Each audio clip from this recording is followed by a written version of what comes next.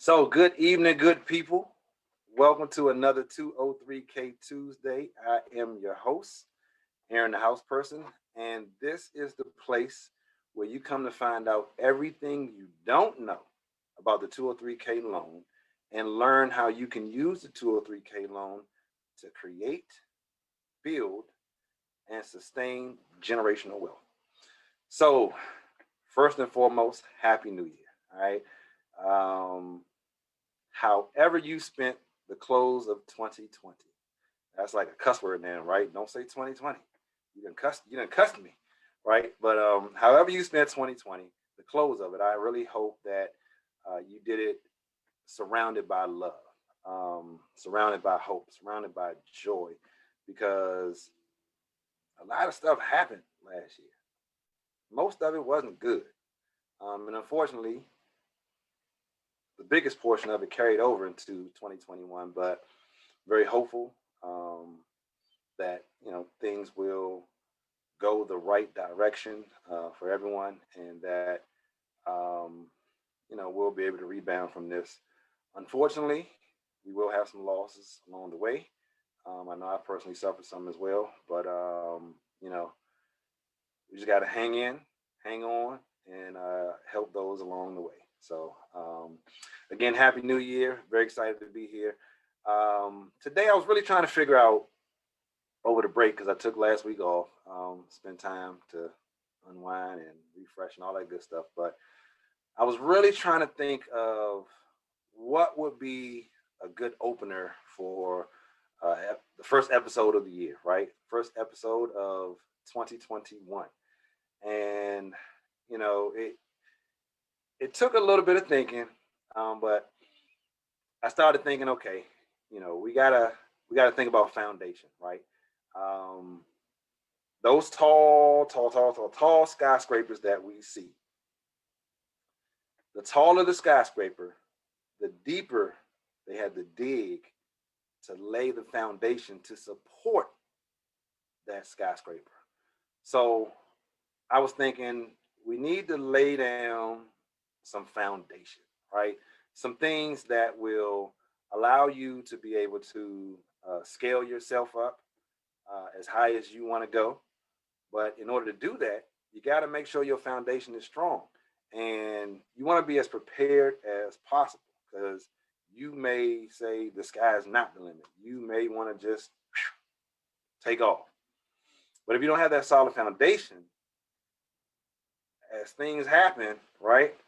As those life events, right? The turbulence, the things that we experience in life come at us, your building needs to have that rock solid foundation in order to be able to handle the winds, the high winds, right? The weather and all the things associated with anything that's bad that could happen. Um, Terry Gavin, Happy New Year.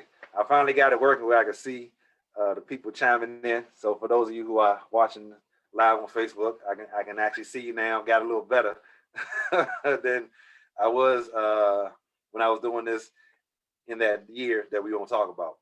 But yeah, I was just thinking about foundation, right? And it took me back to, well, he's kind of all over the airways, kind of sort of right now, but it took me back to good old, sorry for the glare, Robert Kiyosaki. Let me get it right. Okay, reverse. Now you're in the mirror, you're trying to do reverse. Anybody, fellas, when you're trying to cut your hair in the mirror, you like, hold up. Right, so I'm kind of doing that now. We're trying to get rid of the glare too. But anyway, Robert Kiyosaki, or Rich Dad's Cashflow Quadrant, the guide to financial freedom.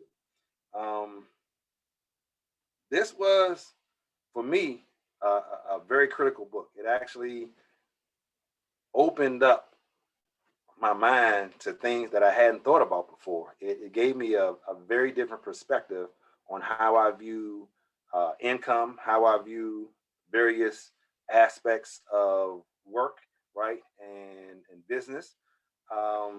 If you've never read this book, I highly recommend it. And this is, I believe, his second book. The first book, which a lot of you probably have heard of, is Rich Dad Poor Dad, right? And that book is him telling his story of his two dads. His rich dad was his best friend's father, and his poor dad was his biological father. So being in the household with this poor dad, right, and getting that external influence from his rich dad, he was able to make a decision as to what path he wanted to carve out.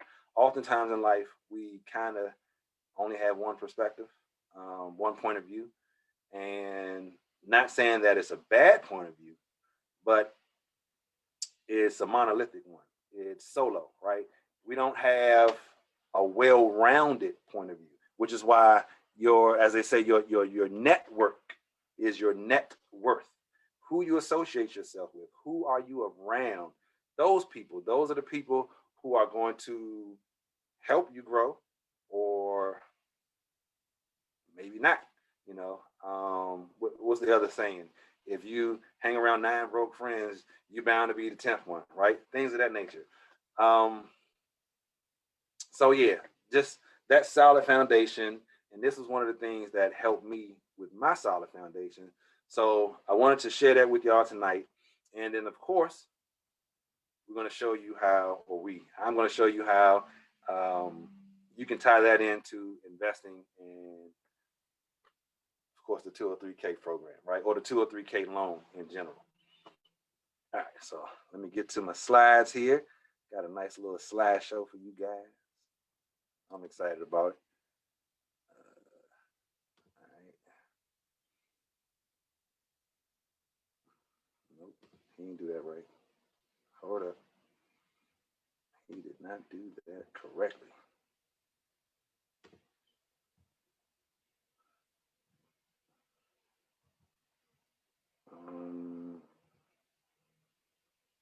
Okay, there we go.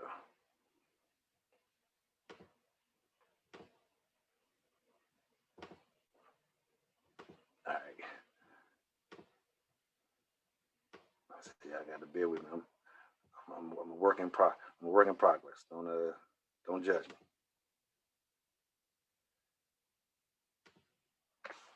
Okay. So here we are. Rich Dad's Cashflow Quadrant, Guide to Financial Freedom.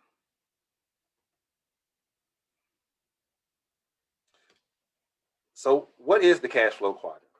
The Cashflow Quadrant is an easy way to categorize people based on where their money comes from. Why is it important? And these are excerpts from the book that I just kind of wanted to highlight to you guys. So these are Robert Kiyosaki's words, but I just didn't put the quotes on there. But my answer is, I wish I knew.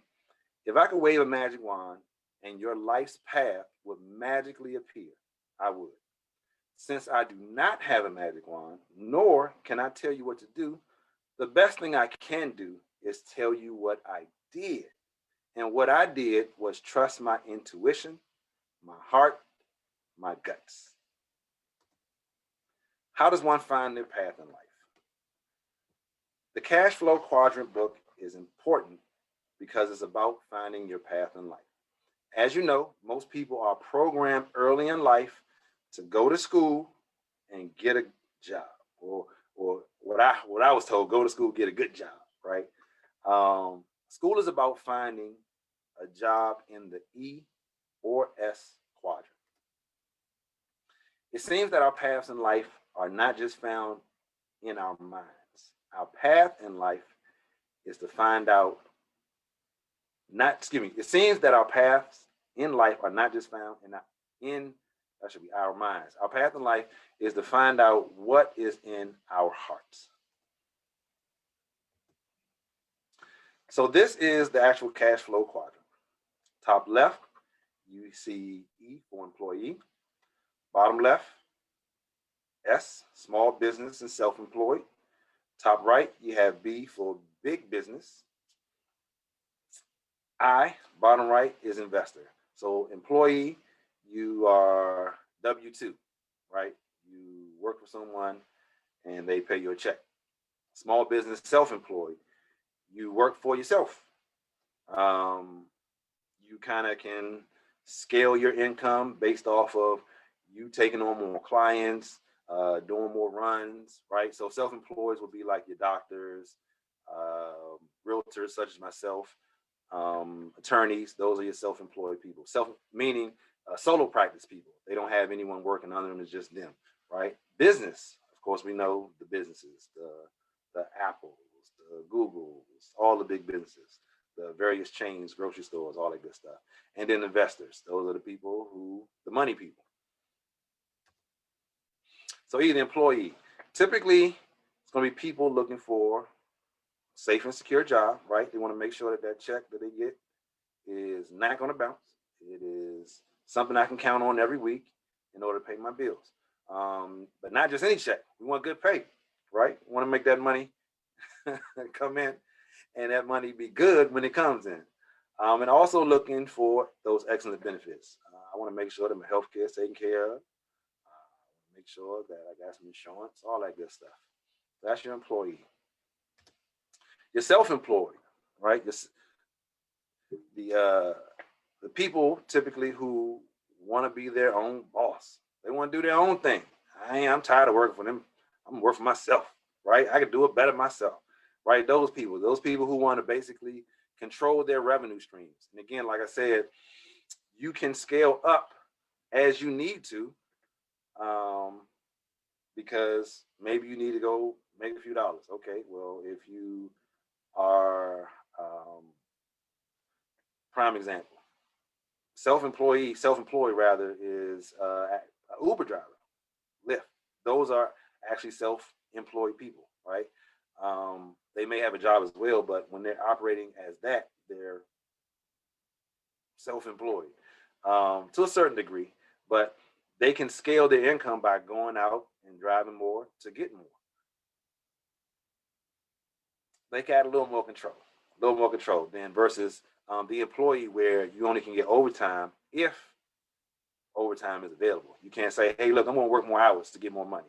You don't have that option, right? Self-employees do, or self-employed people do, excuse me. Business owner, these are typically people who like to hire smart people. Like, I don't know what I'm doing, but you do. Can you do it for me? I'll pay you, right? They delegate their work. They say, hey, look, again, I don't want to do this, or I can't do this. You got it. And they own and control systems. They're not necessarily, again, doing it themselves. There are things in place, systems, people in place to handle these things, whether they are there or they are on the golf course or on the beach or whatever they choose to do. The investor, these are people who don't have to work. And they don't have to work because their money is working for them, right? They're making money with their money. These are typically the people who are either rich or want to be rich. Typically, if you go to that way, you want to be rich, you do the right things, and you may end up being rich. All right, so just kind of recap. E, you have a job, employee. S, self-employed. You own a job. Because remember, you don't go to work. If you're a solo practice doctor and you don't go in and see patients, they're not just going to still send you money. The insurance company's not going to say, hey, I know you would have seen about 20 patients a day, so we're going to go ahead and pay you the money we would have paid you and see if we'll get them to send you the copay even though they didn't show up. No, you can't. You don't have that as an option, right? If you don't go to work, you don't get paid. You own a job. Business owner, and again, I'm a realtor, so I'm in that S. If I don't go show you some houses, if I don't go list a house, if I don't help somebody rent, I don't get paid. B, you own a system and people work for you. And of course, again, your money is working for you. Rich Dad versus Poor Dad. So as I said, that book is the tale of two thought patterns. His rich father, which is his best friend's father, and then his poor father, or poor dad rather, which was his biological one. And again, when he said rich and poor, although his poor dad on paper made really good money, he's more so talking about his mentality, right? How he thought. He thought like somebody who couldn't achieve more, right? He put limits on himself. And again, just check the book out if you haven't. You get a lot better understanding of what I'm telling you right now. But that's the gist of the book. And again, he's the person telling the two sides of his story and how that helped him grow. But Poor Dad's advice is to go to school, get good grades, find a safe, secure job, become either a well-paid E or a well-paid S, right? Well-paid employee or well-paid self-employed professional. That was Poor Dad's advice.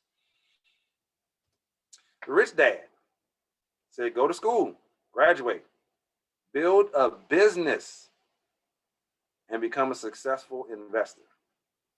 Now, both dads recommended going to college and getting a degree, but it was after receiving the degree that their advice took two different paths, right? Their advice was different because one dad was more concerned about security. The other dad was more focused on the financial freedom.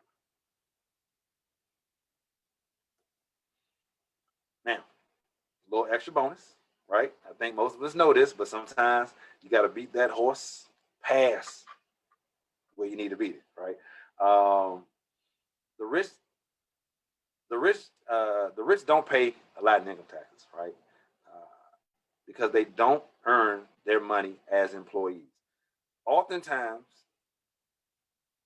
rich folks or people who have businesses will go ahead and list themselves as an employee to get a little bit of a paycheck, just say they got something.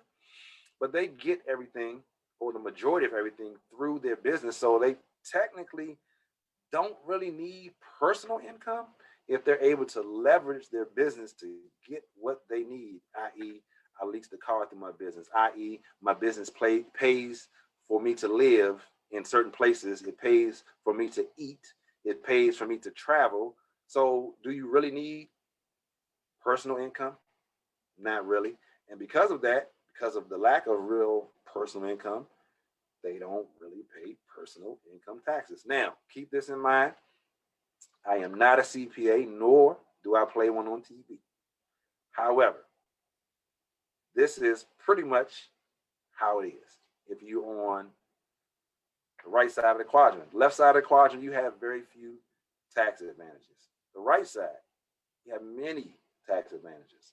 Check with your CPA, check with your tax preparer, and ask them, hey, if I had a business, if I had an LLC, if I did this, that, or the other, how could that help me in regards to tax season, right? What benefits could I get from that? It's a question that you might want to ask yourself. A question that you might want to ask a professional. Because again, I'm not a CPA and I don't play one on TV. Now, if you look at the cash flow quadrant, you'll notice that the left side is motivated by security, but the right side is motivated by freedom. Okay, now I just looked at the cash flow quadrant and I noticed that those are backwards. But the left side is motivated by security. The right side is motivated by freedom. All right, those two should actually be switched around. I have a phone call to make. But if you want to operate on the right side, the B and the I quadrant, you must be smarter than if you choose to stay on the left sides, the E and the S quadrant. So what does that mean? Aaron, what does that mean? What are you saying to me? What do you mean I must be smarter?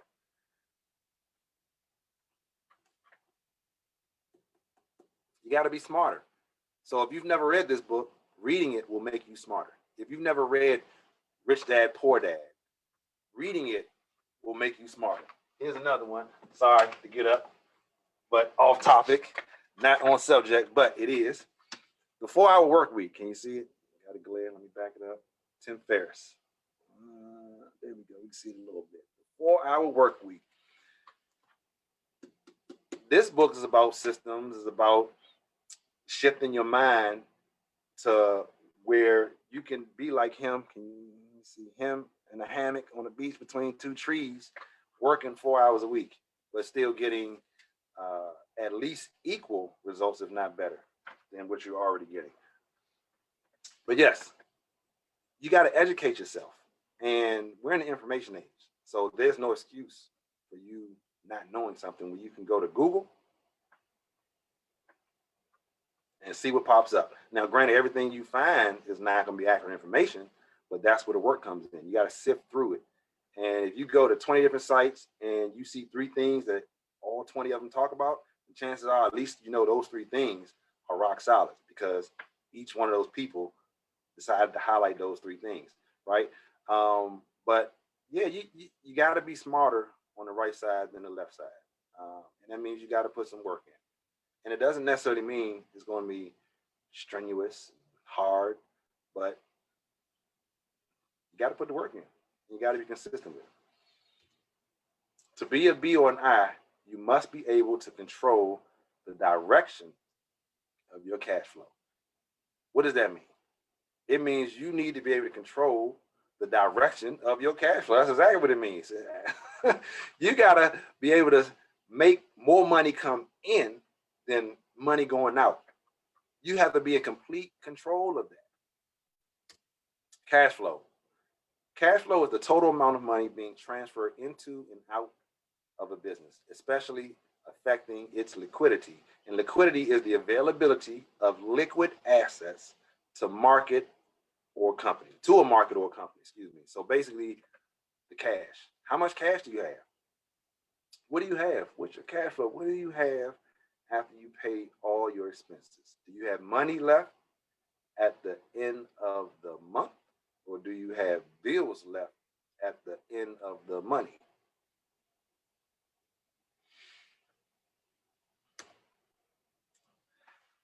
Remember this?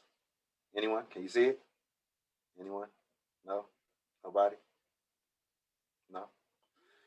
So this is called the Landlord game. The patent is from January 5th, 1904. This game is 116 years old. The Landlord game. You remember now? No? Yes? Maybe so? A little bit? All right. Well, let me tell you this.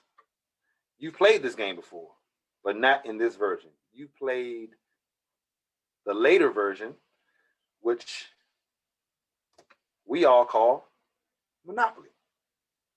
Right? You definitely played this one, right? Everybody knows Monopoly. Come on, everyone should be doing this. I played Monopoly. Good job. So, again, from the book, when I'm asked, where did you learn your formula for getting rich? I reply, playing Monopoly as a kid. This is Robert Kiyosaki.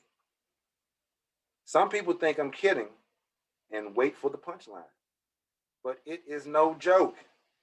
The formula to getting rich in Monopoly is simple, and it works in real life as well as in the game.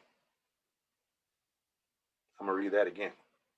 The formula for getting rich in Monopoly is simple, and it works in real life as well as in the game. You've played Monopoly. You may have even won. Congratulations. But did you take the lessons and apply them to your real life? Now, in addition to the Cashflow Quadrant, Robert Kiyosaki created a game called Cashflow. I would say it is definitely today's version of Monopoly, right? I'm trying to think of the correlation, but it's a much more complex Monopoly, and not from the standpoint of playing it, but from the standpoint of what you're going to learn. Like, he really did incorporate a lot of actual real life things in regards to taxes, in regards to stocks and bonds. The whole purpose is to get out of the rat race into the fast lane, right? So you're in the rat race until you make enough money to surpass your debt, to surpass your bills. You do that by investing. You do that by buying businesses. You do that by buying real estate. And once you get out of the rat race, you go into the fast lane. And in order to purchase the game, in order to win the game, you have to either purchase your dream, which you establish at the beginning of the game, by landing on it, or by purchasing enough businesses to win the game, right? Great game. And once you finish playing, in my opinion, anyway, I found once I finished playing, my mind was still in the game mode, and I was trying to figure out how can I apply these principles to real life. So again, if you haven't read the book, Cashflow Quadrant, and there is a game called Cashflow. There's an actual board game, but you can play online as well. The online version, not quite as exciting to me. I mean, a few buddies and I, we do play. Matter of fact, we need to make a call. We need to play here soon. But anyway, but the actual board game, once life opens back up, I would suggest that you get a group of like-minded people, or people who may be like-minded but just need a little bit of nudging, right? And you guys get together and play that game. You will find that your mind will be trying to apply some of the same things you did or tried to do to get out the rat race in your real life, especially if you continue to play it at a regular, regular basis. All right. But yeah, Monopoly. Monopoly. You played Monopoly.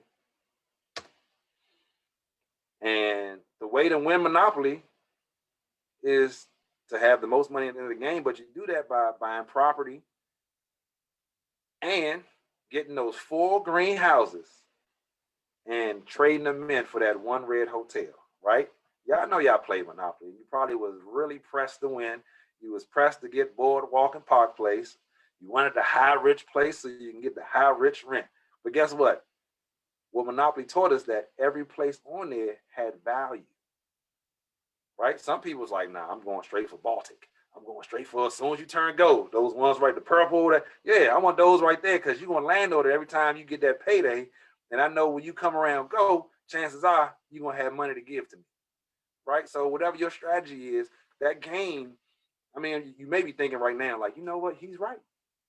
I did kind of da-da-da-da-da, right?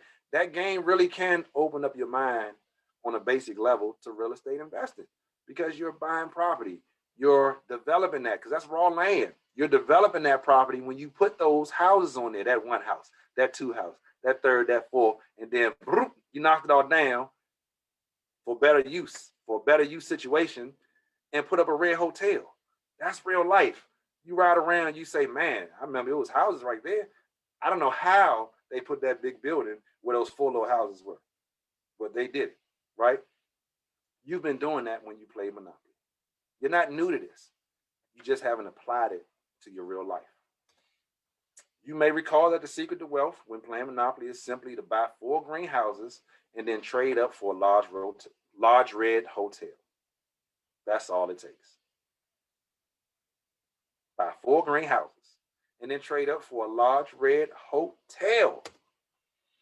Now you play for fun, right? I'm just let y'all look at that a little bit, reminisce. Some of y'all might have Monopoly. Some of y'all might have played over the break. And I need to go back and pick it up. I saw Monopoly. It's crazy. I saw Monopoly. I saw a Harry Potter Monopoly. That's not the one. The one I need to go back and pick up was the I just drew a blank. It'll come to me. But I've seen multiple things. I saw Roblox. Yeah, that's my son. But I saw Roblox Monopoly. It's a lot of different ones, man. I was like, oh, Gilligan's Island. I saw Gilligan's Island Monopoly, and just because I used to watch Gilligan's Island, I should have got it. I think I will go back and get it. I will. But anyway, you play for fun, right? Y'all remember all those places. You remember passing go and saying, yeah, there you go. Yep, Mediterranean and Baltic. Yeah, I'm about to grab that. I'm about to grab that up right there. Let me grab these 3. Trade it, right? How much you want? Now, let me back up. I'm raising my hand early for that question. How many of you found out all this time you played Monopoly on some level wrong, right? Whether you was putting money on the free parking, wrong. Whether you was, I don't know, but I know most of us was not really playing by the actual rules of Monopoly. And you think about it in real life, we don't actually play by the real rules of life and investing as well, right? And sometimes it's because we don't know what those rules are. Now, again, the school job is to teach you to be a very good E or very good S. That's what they teach. Even in business school, I've heard many people with MBA say, you know what, I didn't really actually learn how to run a business in business school. I learned how to be in a business, but not necessarily how to create one, you know, da da da da. You know, I've heard a few people say that. Well, not necessarily MBA, excuse me, but, you know, people who've taken, have a business degree. They've said that, you know, I learned some things about business, but not necessarily really tangible, how to start, how to grow, how to keep it going, you know. And I know for a fact in real estate, I learned a lot of real estate law, but they didn't say, okay, this is how you work with your client. This is what you do. I didn't learn the day-to-day activities of being a realtor, you know, just, and it is realtor, not realtor. Okay. Don't bite, don't fight the messenger. All right. It is realtor, not realtor. Okay. I'm on my soapbox. But you played this before. Play for fun. Let's play for real. Let's play real life Monopoly, right? So here's an example of what I put together. Let's just say you were pre-approved for $300,000. If you notice, it says down payment 3.5%. For FHA financing, the down payment minimum is 3.5%. And what I'm about to share with you can definitely be done with just regular FHA financing. Now, of course, I am a proponent of the 203K version of FHA's financing, because 203K loan is FHA financing, but it's FHA financing that allows you to purchase and renovate within the same loan, right? So if you're looking at a property, any property, getting it with the 203K and spending at least $5,000 is all you need to do in order to get a 203K. But again, what I'm about to share with you can be done with regular FHA loan, turnkey. You know, might be finding a property that needs no work whatsoever. It's just completely turnkey. Or if you are looking at the properties that are in need of repair, right? And I like the 203K better because, or 203K version better, because you are forcing the appreciation up. You are directly creating the value by installing the new updates, installing new upgrades, installing the new this, the new that. So you don't have to be reliant on the area activity as much, right? The development in the area that's forcing appreciation up. That's forcing it from the outside, right? You're forcing the value up from the inside, from what you're doing. All right. So let's play for real. Approved, pre-approved for $300,000. Your down payment is going to be 3.5%. That's $10,500. That down payment actually can be covered by a gift from a loved one, family member. It actually can be covered by a nonprofit program, and maybe a few other sources, but you know, I'll let your lender direct you in that regards. You're financing this for 30 years. I did an interest rate of 4.5%. In this market, most people will tell you that's a pretty high interest rate. Now, of course, your interest rate is going to be dependent upon your credit score. How much money you get approved for is depending upon your debt to income ratio, how much you make compared to how much you owe.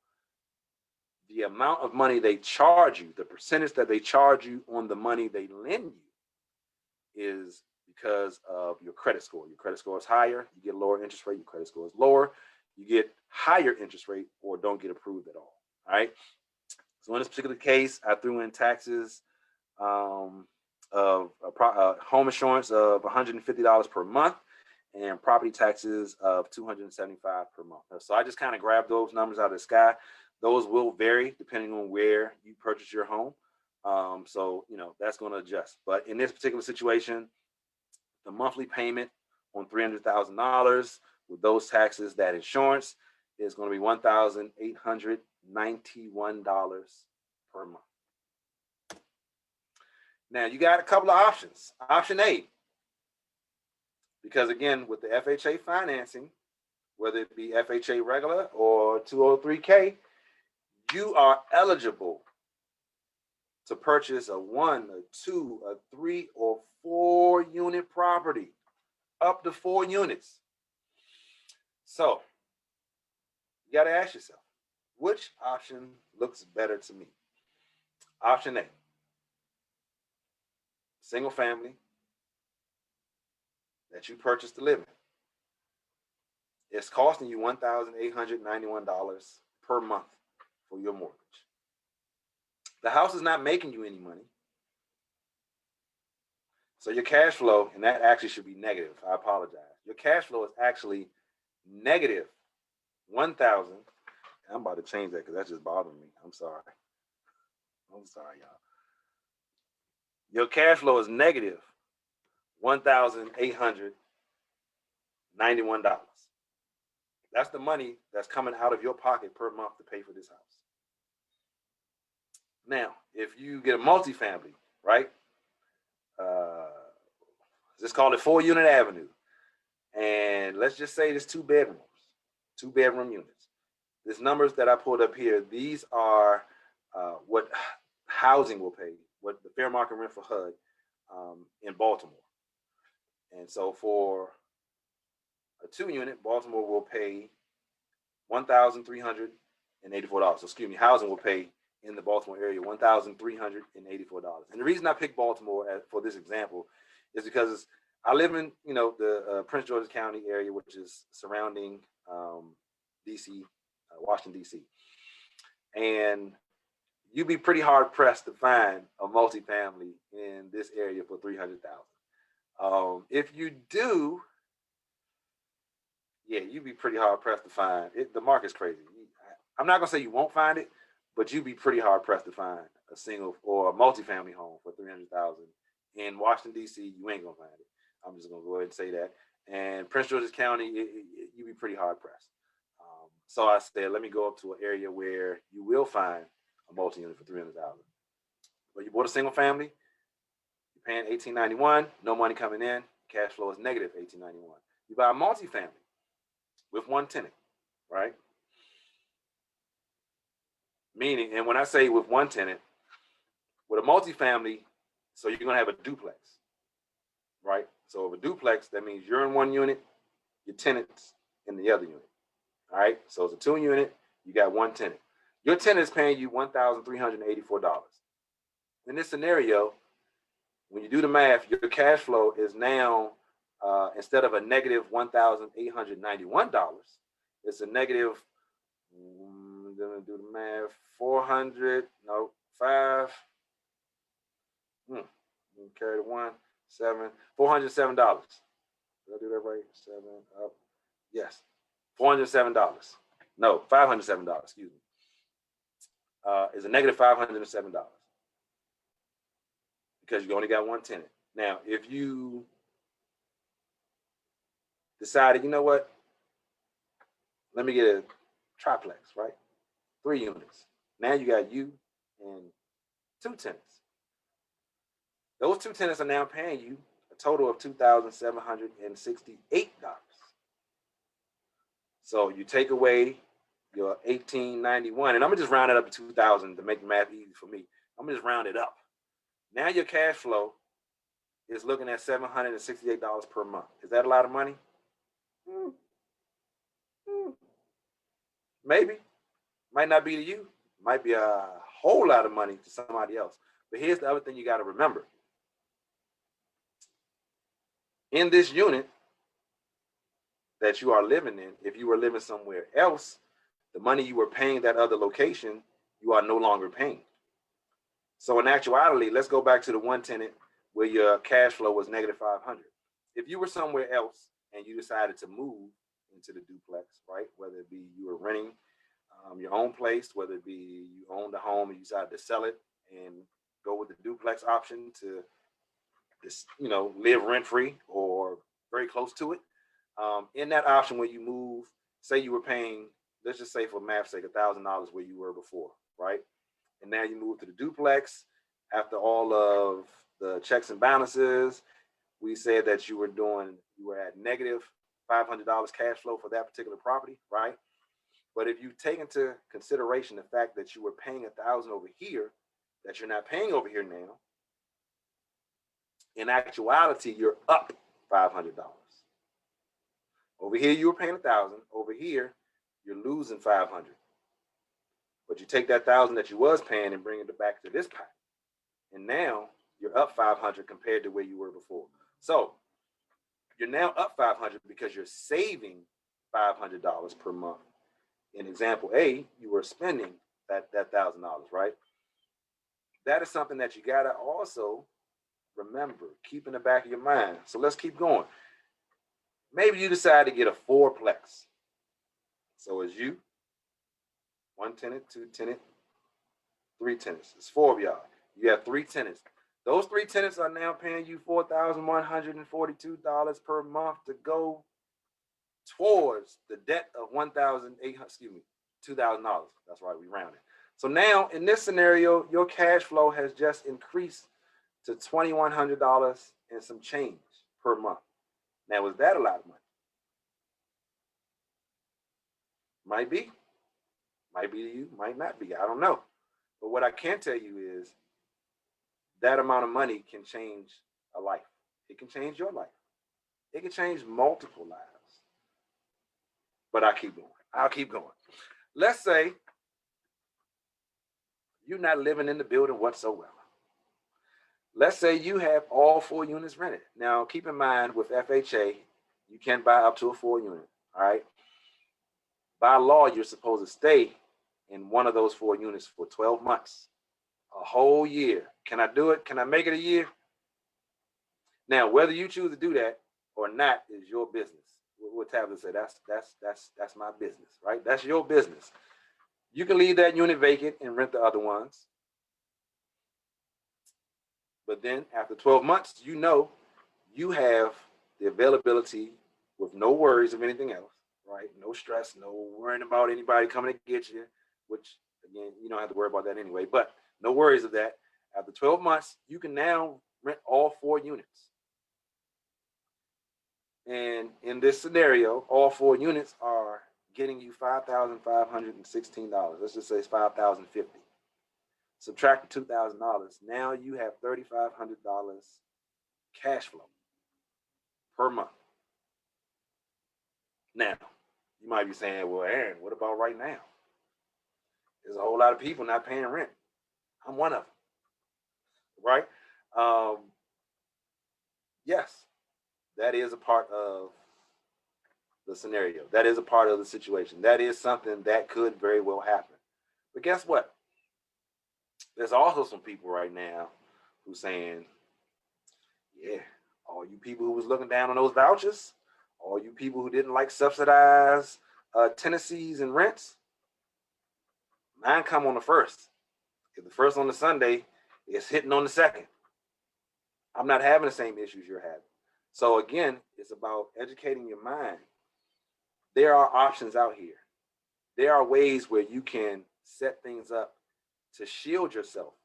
Maybe you get that 4 unit and you say, you know what? I'm going to put 2 voucher tenants in here because I know the rent, the mortgage is going to be paid by those 2 tenants, point blank period.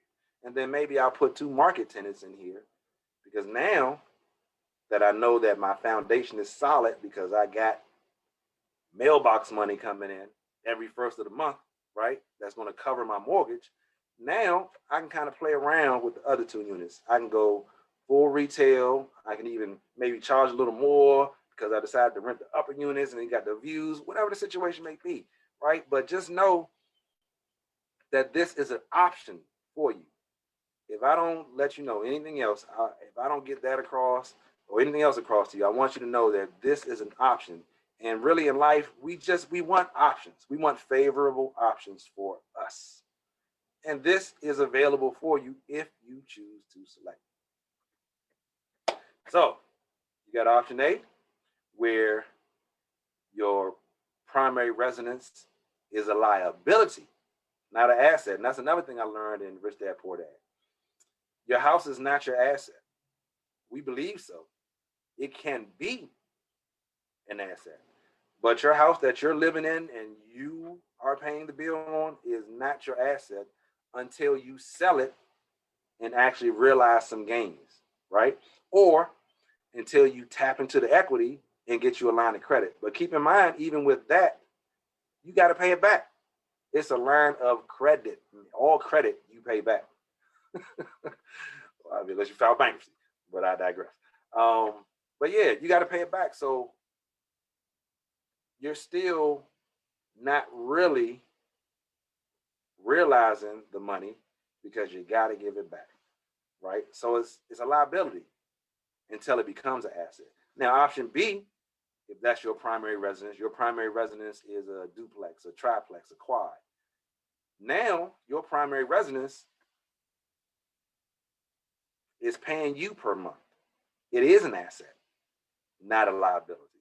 Now, if it's completely empty, it's a liability.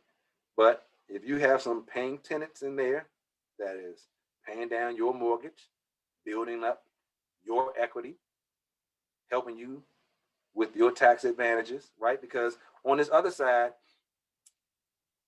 you got more tax advantages. You got a better chance of getting a lot more equity with the multi-unit because you have more people paying down your mortgage, right?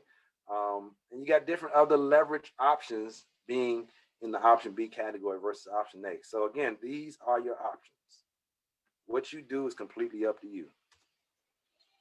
One multi-unit can relocate you from the E and S quadrants to the B and I quadrants. All right. So what does that mean? What are these phrases? What are these words? What are you saying to me, Aaron? I don't understand. What does that mean? So you purchase a multifamily, right? You got you a 4-unit.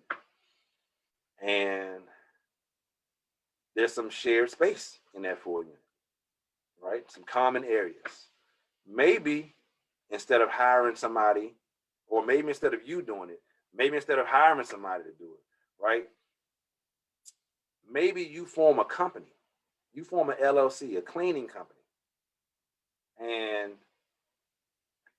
you use some of the funds from the real estate to pay yourself as the owner of the cleaning company to clean your own building, right? Again, not a CPA, don't play one on TV, but these are some of the things that the rich do. They have one business and they use this one business to pay the other business that they have. Then they take that business and pay the other business that they have. And it's all the same money being recycled through until it actually has to leave. But you're getting the tax breaks on each one of those phases from the same money.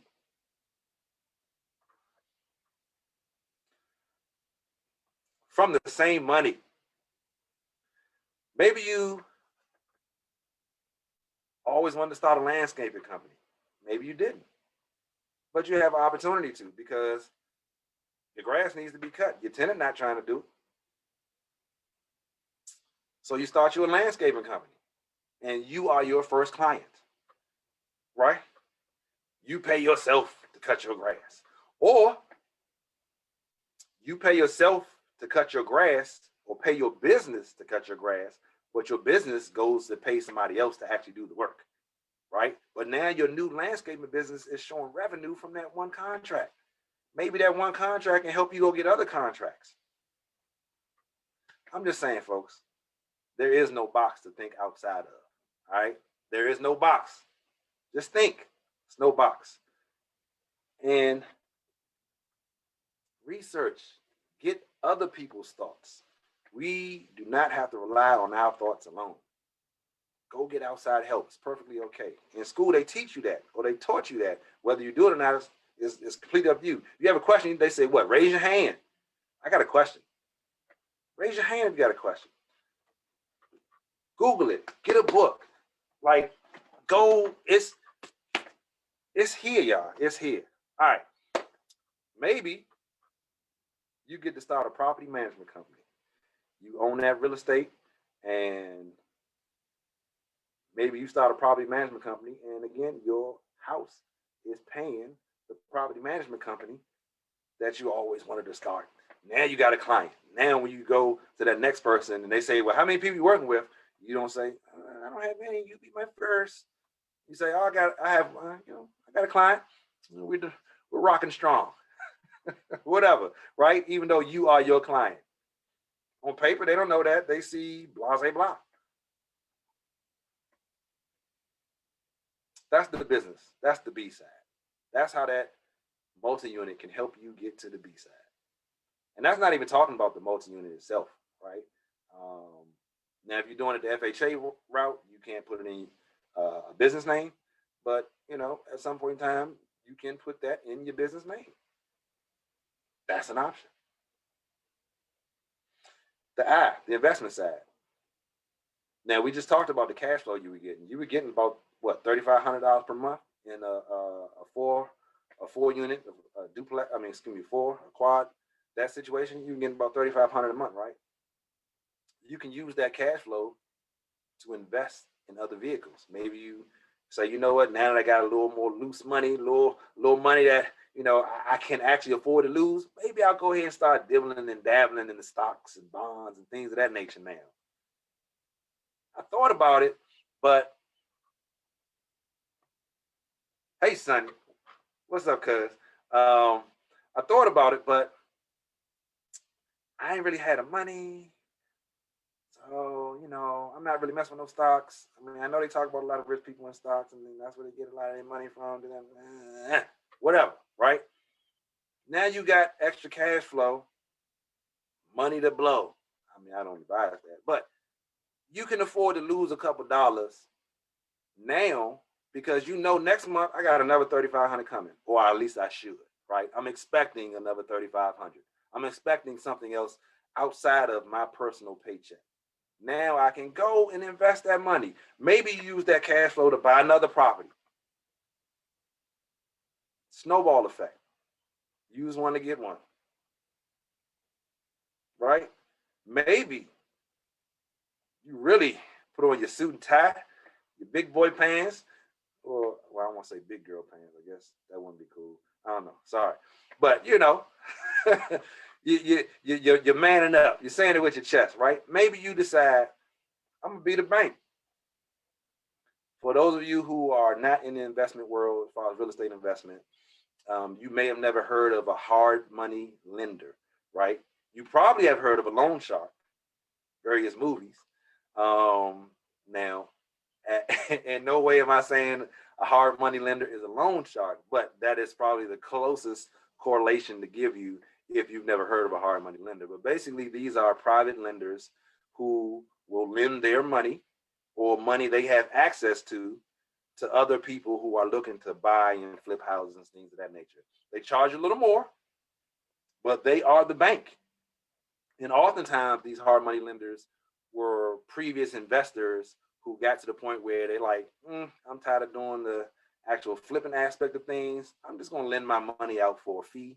And I'm going to leave enough room in there that in case they mess up on the deal and I got to come in and save it, I'm not going to lose my shirt, right? But maybe you can be the bank because you got $2,500, $3,500, whatever coming per month to your bank account that is not already planned out to be leaving your bank account, right? The money spent before it got there, right? Because you got that extra cash flow. These are some of the things you can do. These are some of the options you have in front of you, but we don't know what we don't know, right? And it is up to us to find out. So for those of you who are still there, it's not letting you share. I'm not sure what to tell you. I would say go to my page, Sonny, if it's not letting you share, and share from my page. But yeah, man, these are the things that are available for y'all, for us, Lottie Dottie and everybody, right? You can. Don't think you can't. You can. They say it's two types of people in this world: those who think they can, and those who think they can't. And they are both 100% correct. If you think you can't, because you'll find every which way not to, right? But if you think you can, you will, because you'll find every which way to get it done. It's that simple. It's here. How is your thinking? How is your thinking? Rich Dad's Cash Flow Quadrant reveals how some people work less, earn more, pay less in taxes, and learn to become financially free.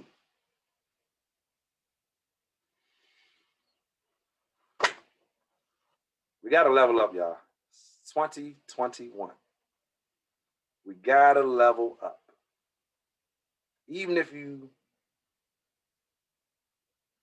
take a baby step, you're moving in the right direction, right? I like to say, keep one foot in front of the other, because as long as you keep one foot moving in front of the other, you steady moving forward. Now, it's best that you have some direction, right? That you're just not aimlessly wandering around, right? That you have some clear, concise, focused goals that you are aiming for and shooting at, right?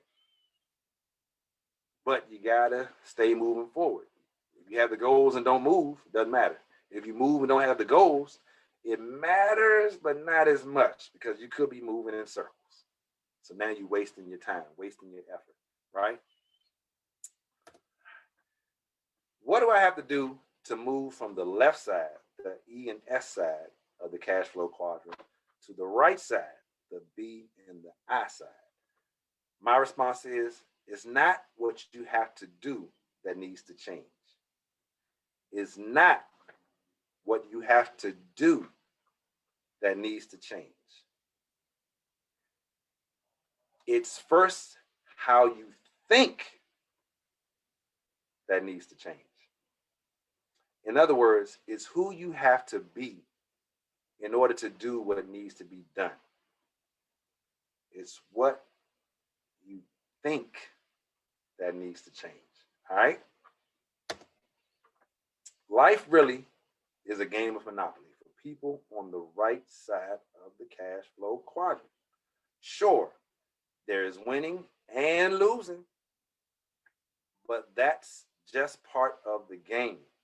Winning and losing are a part of life. To be successful on the right side is to be a person who loves the game. That's what I got for y'all. Hopefully, I got a few folks chiming in, so thank you. Hopefully, those who did not chime in, but who are still watching and who saw, you guys got some good content out of this. You guys got somewhere to start to build your foundation, right?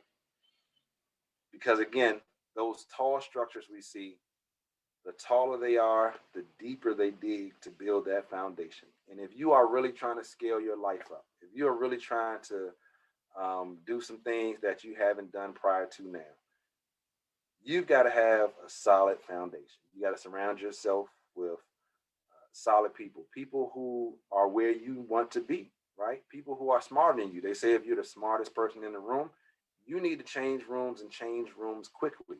And that's not saying you're leaving behind the people, you know, that you love, your friends, family, things of that nature, right?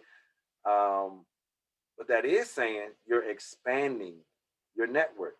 You are growing. And if you have to be the person to grow for your family, then do that. You sometimes have to leave the tribe, learn what you learn, come back and share what you've learned. Sometimes you can't do that staying where you are. You got to get out. You got to go see some other things. You got to go learn some other things. You got to go meet some other people.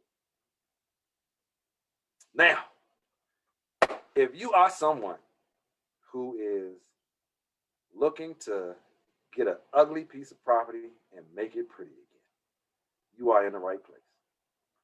That is what we do here. Again, my name is Aaron Person. I am the program director of the 203K Done Your Way program, where we economically rehabilitate the community one house at a time, and we do so by educating you about the 203K loan and then showing you how you can use it to create, build, and sustain generational wealth. We're going to walk you through the process from start to finish, making sure that we always look out for your best interest. All right. If you are somebody who says, you know what, I mean, I don't really want to do the reno, not necessarily, but I like the idea, I like what you're talking about, give me a call, send me an email. I can be found at info@203kdoneyourway.com. You can give me a call at 844-YES 203K. I believe that's 937-2035. That's 844-YES 203K.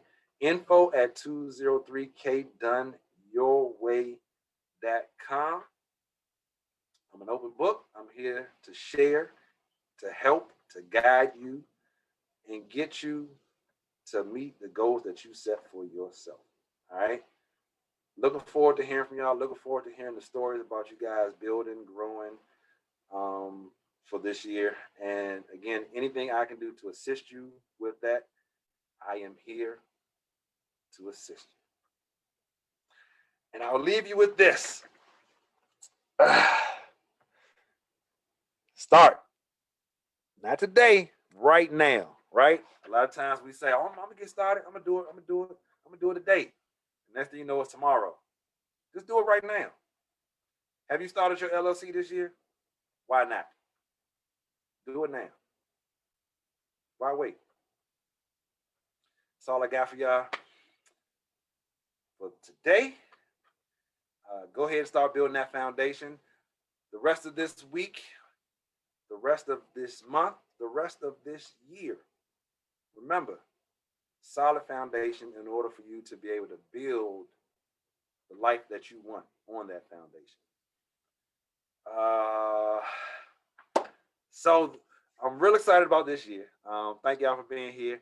And I got some real good guests lined up. Got people from Chicago. So if you're looking to do a 2 or 3K in Chicago, we got you covered. I got some folks down in Texas I'm bringing in. I got people lined up, and they are ready to share with you guys the good news about 203K loan, right? How you can use that loan to change your life, to change your legacy, to change your family tree, whatever. You got options. I'm here to help you with them. See y'all next week.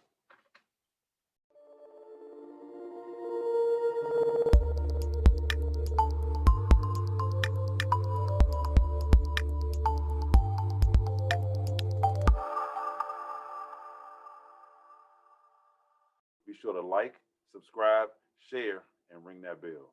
Thanks for watching.